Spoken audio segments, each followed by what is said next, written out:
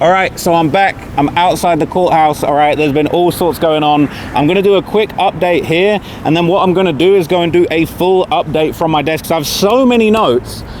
I'm just going to sweat to death out here if I do the whole thing. So I'm just going to give you guys like a brief update of kind of the second half, everything that happened in the second half. And I'll be honest, there's probably going to be a few things that I missed, all right? There were a few things that I basically thought was a little bit iffy. No disrespect to anybody at the courtroom. The courtroom staff are doing an amazing job of managing a whole lot of people, doing a whole lot of crazy stuff. But for some reason, they kept all the accredited media outside the courtroom for like 25 minutes. I don't know if it's because Machine Gun Kelly had come through. He was seemingly getting priority over the media, which was weird. They let MGK in before the media. Maybe he had some sort of secret backdoor celebrity pass. But a lot of the media missed 20 minutes of testimony. They let in, obviously, Durk's family, which completely understood takes priority, as well as Lil Pab's family who were in the courtroom. But yeah, there was about 20 minutes of testimony I missed. Allegedly, it was from the lead detective. I didn't actually get the chance to see them introduce themselves. But they basically gave a whole bunch of information. They pretty much showed everything to do with the cars that were used to kill Lil Pab and the whole stalking narrative. I'm not going to lie, they did a very good job of explaining the likely stalking that had been going on. One of the craziest things, they were talking about the BMW. It was a BMW M5, so these guys were sliding in style. I'm not going to lie to you. That is a super exclusive whip. It was a BMW M5 and an Infiniti. I don't think they said what kind. I would like to think it was a Q50 if they're coming out from Chicago, but I don't really know.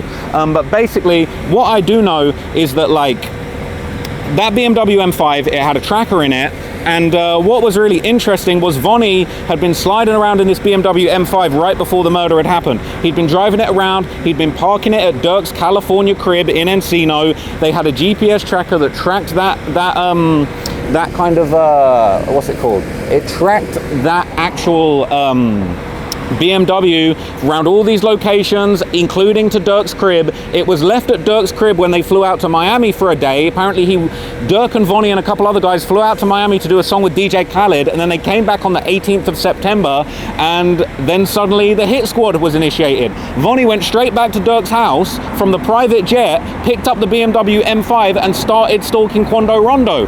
That BMW M5 had stalked Quando Rondo until the early hours of the morning, into the morning of the 19th of August. We saw video footage of the BMW M5 and the Infiniti circling around the block outside the Level Hotel where Quando was apparently staying. This is in downtown, so not far from the courthouse.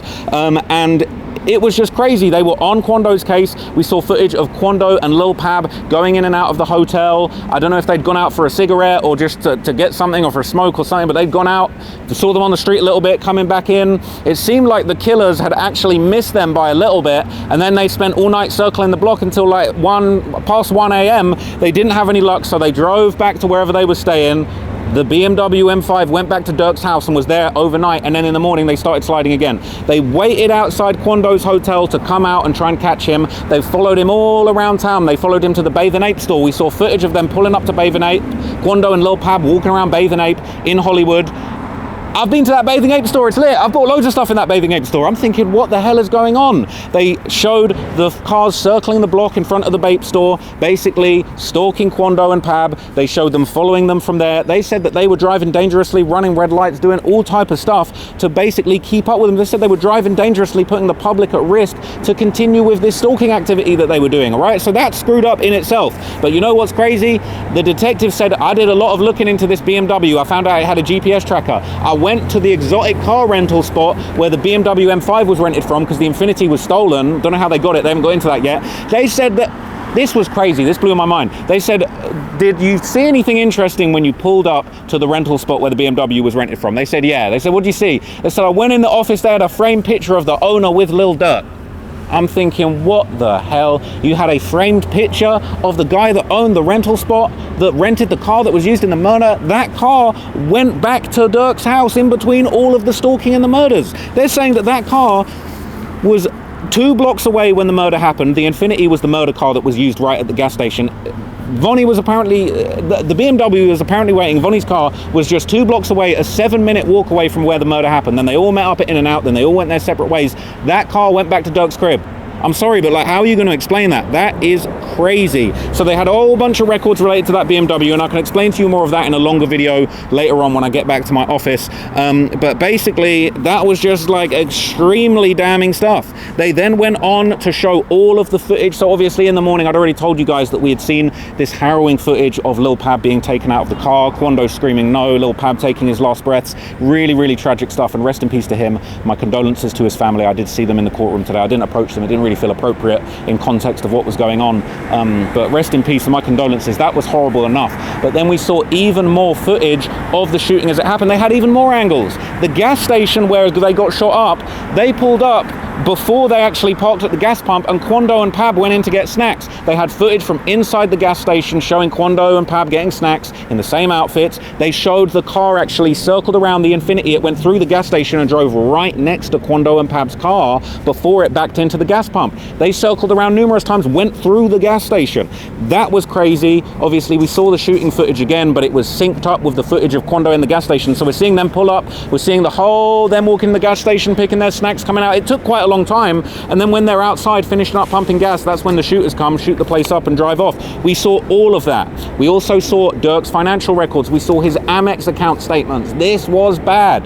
They said that Durk, first off, Durk had an Amex that had 4 different people on the accounts that had cars. It was his company. He had an LLC that I think it was called something like, I won't say because I don't want any identifying info, but it was called like something sounds. It was like an LLC that you might have for the music industry, that you might be doing your official activities through, right? So interestingly enough, after that, we basically found out that Durk had this Amex account, 4 different people had access, and all of the flights for the Hitmen had been booked on that Amex account. It was bad news, okay?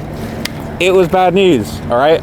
You see the guy across the street? It's your friend, right? It's my friend. If he comes over, I'm gonna film him.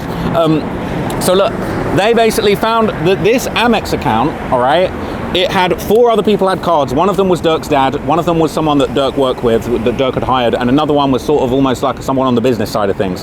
But basically what ended up happening, all of the Hitmen's flights were booked on the Amex. We saw the statement of the Amex showing everything that was going on with that.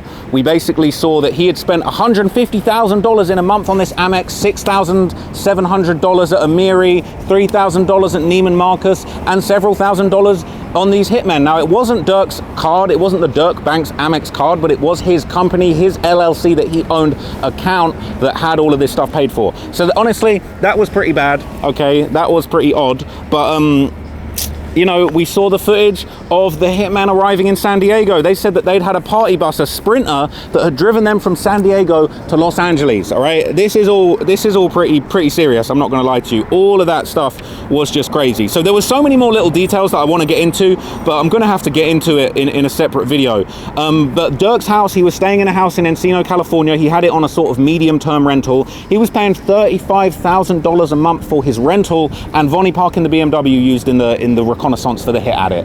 Absolutely crazy. Drove it there after the hit, had it there stored before the hit. They flew out to DJ Khaled's studio together. So Vonnie took that BMW to a shop called REI or Ray. You Americans can tell me how it's pronounced. I've been there one time, but it's like a, you know, like a sporting goods store. He went and bought the ski masks that were used in the hit in the store, all right?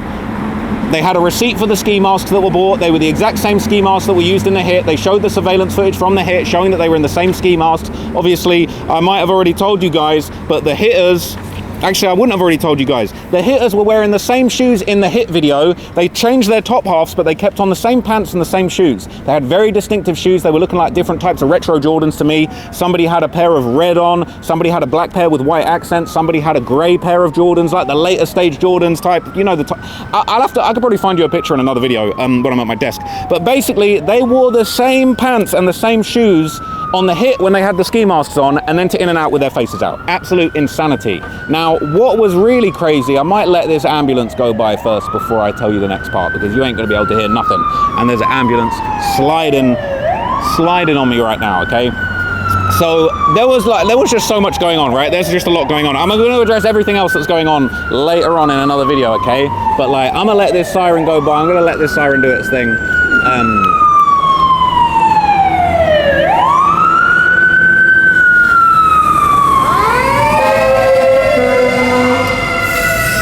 Man, God bless the fire department of Los Angeles, man. There's some good people. That's definitely a difficult job. But anyway, okay, we definitely heard kind of a lot of really interesting stuff.